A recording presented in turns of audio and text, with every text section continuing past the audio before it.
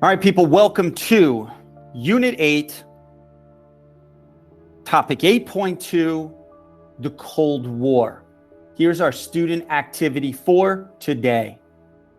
The objective, well, we want to examine the causes and effects of the Cold War. So when Mr. D gives you an LEQ or DBQ writing prompt, what style of essay is it? Clue.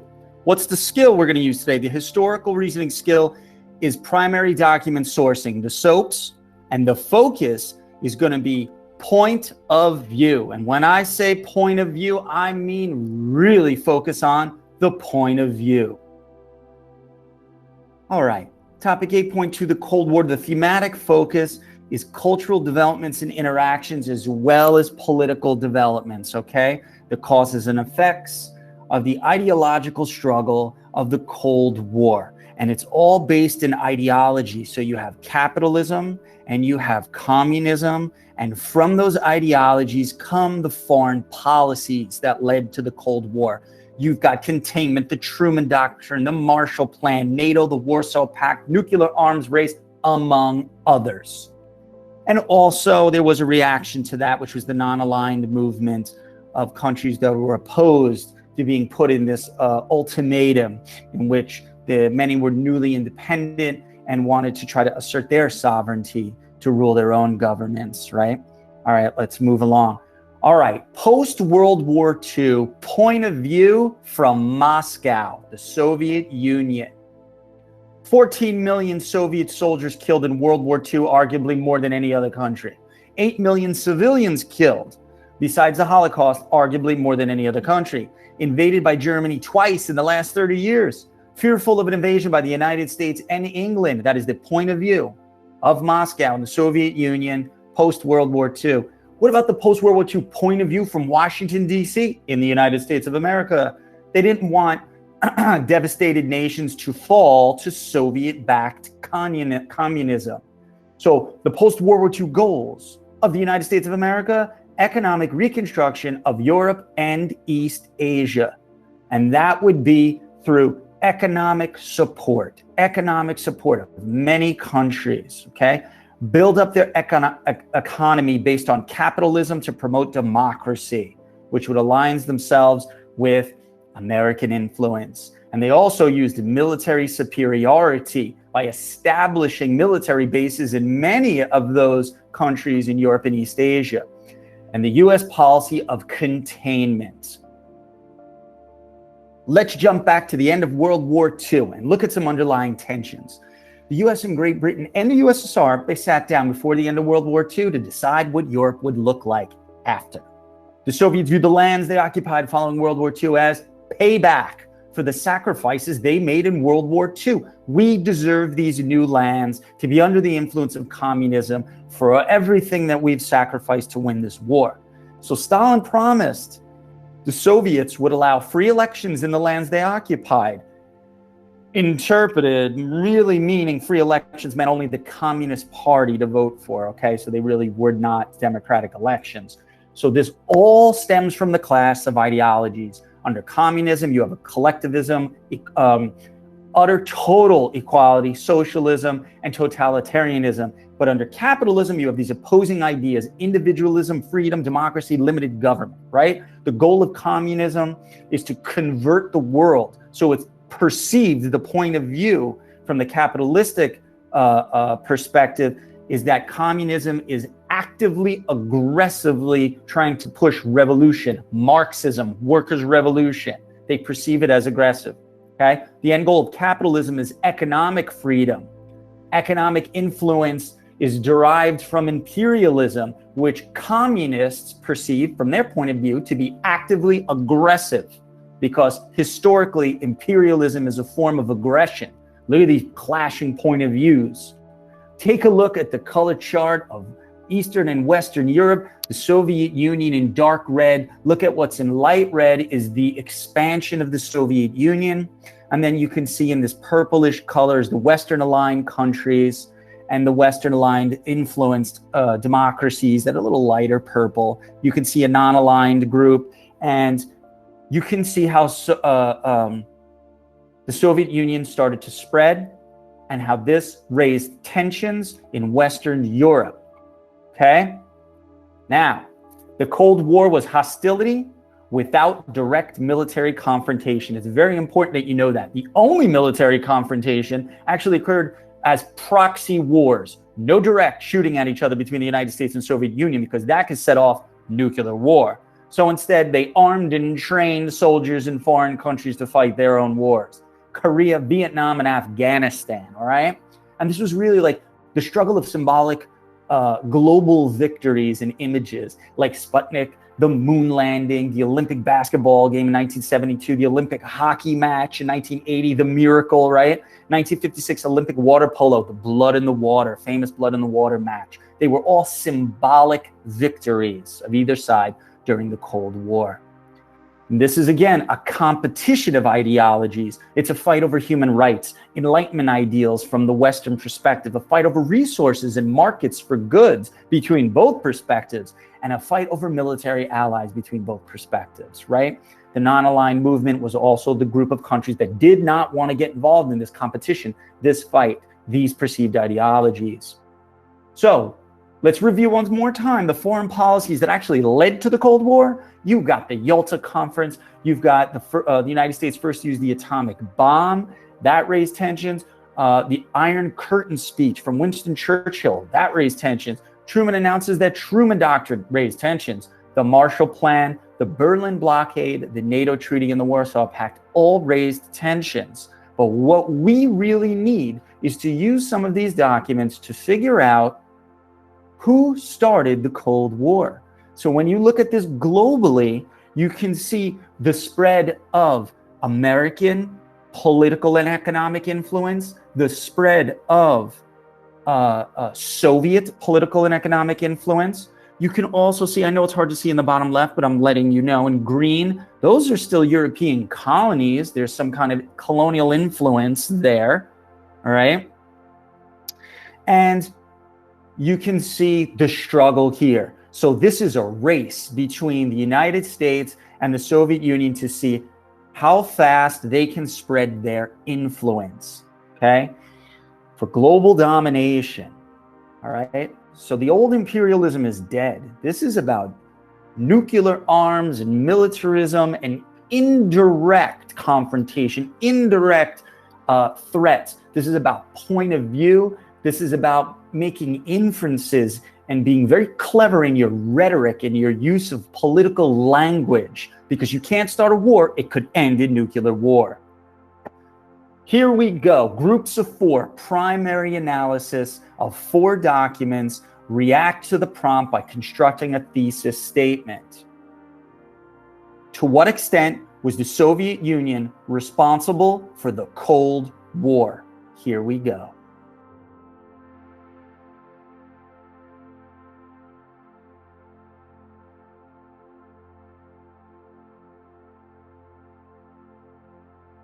All right, let me explain, and then we'll talk about it. If time runs out, we'll talk about it in the next class period we have.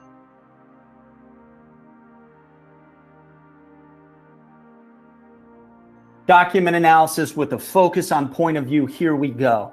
If you look at document A and B, what is the thing that jumps out, that is supposed to jump out most to you, is the fact that document A is from the point of view of British democracy and capitalism ideology, and document B is from the point of view of American capitalism and ideology.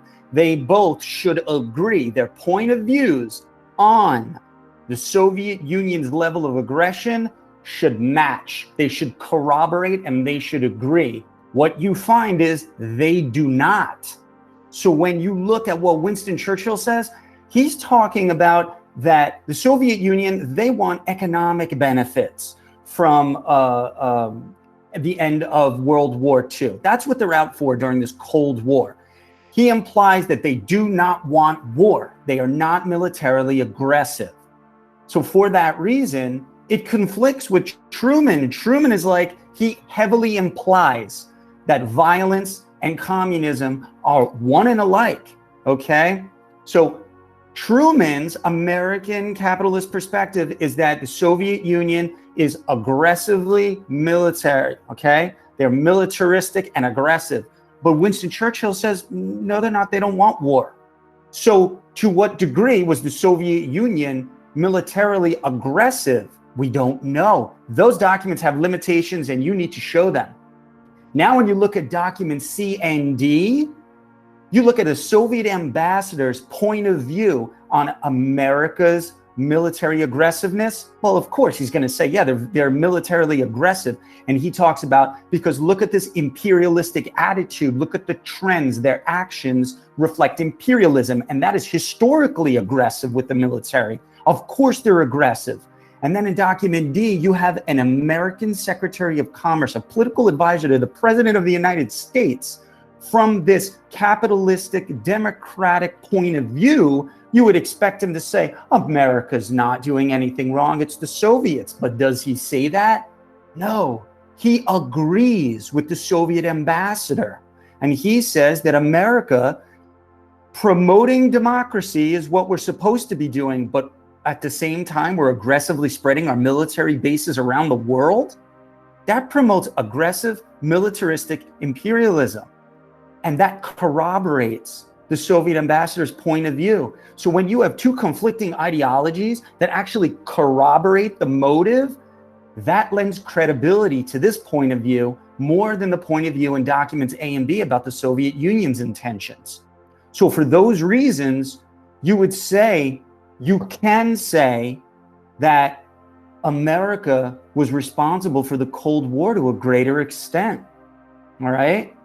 But you can group these different ways. So let's move through this. So once again, if you didn't catch on, let me reiterate. In the top left, interesting corroboration.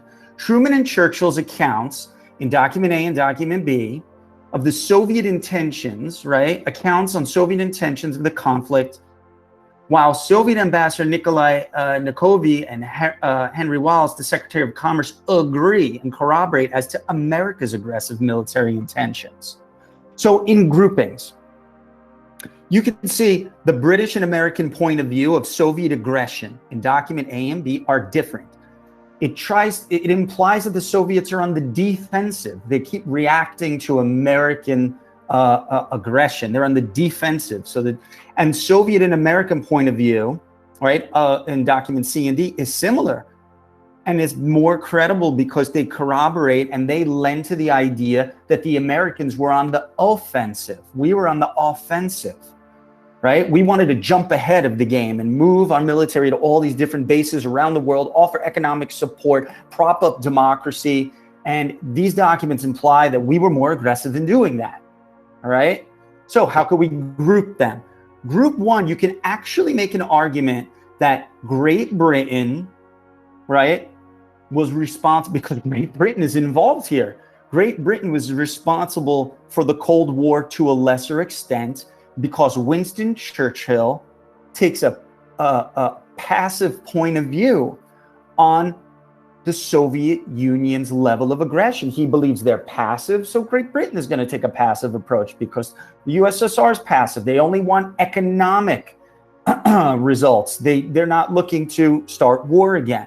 So you could say Great Britain was responsible for the Cold War to a lesser extent, while the United States and the Soviet Union were both responsible to the Cold War to a greater extent. And then you talk about the point of views here. So from the American point of view, yeah, there's a lot of implied, right? Perceived. You have to use these words, Russian aggression. And from the Russian point of view, there's a lot of implied and perceived and actually explicitly stated American aggression. So you can make the argument that document A is Great Britain to a lesser extent started the Cold War, and document B, C, and D show that the United States and the Soviet Union are both responsible for their acts of aggression or their perceived acts of aggression.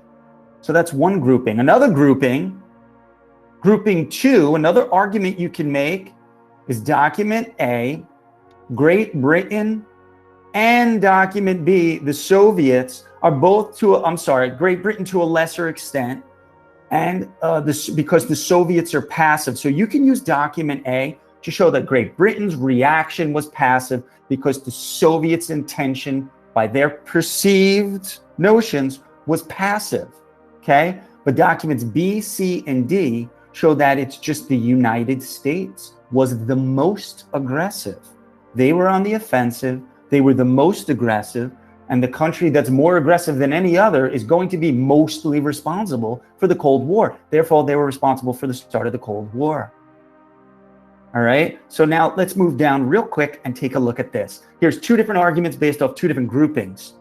Grouping one, Great Britain is to a lesser extent responsible for the Cold War, and group two, documents B, C, and D, America and the Soviet Union are both responsible to a greater extent, and here's how you'd say it. Although some states were indirectly responsible for the inception of the Cold War, others were more directly responsible, and I put to a great extent, so that's what I'm implying. The reason for this is because document 1 reveals Great Britain's indirect involvement in the start of the Cold War through their passive perception of Soviet policy. While documents 2, 3, and 4, or B, C, and D, reflect the United States and Soviet Union were more directly responsible for the Cold War due to perceived aggressive foreign military practices. They were mostly perceived. Let's make another argument. Here's argument 2, groupings 2. Document A, Great Britain is responsible to a lesser extent, and the USSR is responsible to a lesser extent because Great Britain believes the USSR did not want war. Okay? Documents B, C, and D show the United States is responsible for the Cold War to a great extent because they had the most aggressive military policy. Look at the thesis. Great Britain and the Soviet Union were responsible for the Cold War to a lesser extent, while the United States was more directly responsible for the inception of events. The reason for this is because document 1 reveals British perception of Soviet foreign policy with less military aggression, while documents B, C, and D corroborate and support perceptions of the United States' aggressive military foreign policy that was directly responsible for the Cold War. I hope this explanation from the documents and the point of view helps clarify the way that I put this together. And what I would like to see now is, if you gained any clarity from this, can you raise your digital hand? I understand the way you developed your argument, Mr. D. Next class period, we have to talk more about this. We're going to go through the documents and have a conversation because we have to take a look at it. It's all about the rhetoric, the political language that they're using, where they heavily imply things without explicitly stating them. And that is the point of view. Whenever you see, or let me show you before you sign out, what to take away, the Cold War involved political hostility, primarily between the United States and the Soviet Union, without direct military conflict. Hang in there. Political rhetoric, foreign policies, and militarization were perceived as acts of aggression on both sides. It's very important for you to understand. And when sourcing a document, you come across a person, an organization, or a country's political belief system of another, focus on point of view in your analysis. I really hope this helps.